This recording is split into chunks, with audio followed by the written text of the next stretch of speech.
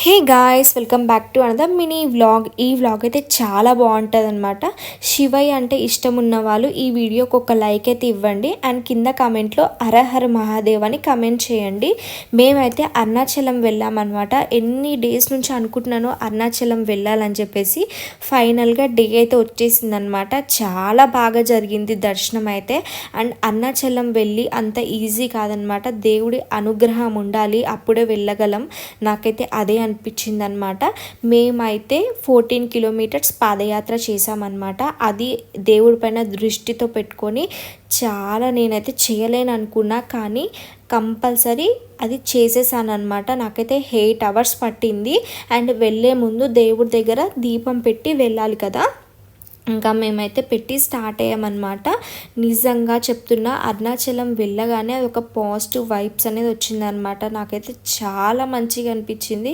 And నేను ఒక కోరిక కోరుకున్నాను, దాని గురించి వెళ్ళానమాట. అందుకే 14 కిలోమీటర్స్ కూడా నడుచుకుంటూ వెళ్ళాను. నేనైతే వెళ్ళలేను అనుకున్నా, కానీ వెళ్ళాను. అది శివయ్య వల్లనే సాధ్యమైందని నేను అనుకుంటున్నా.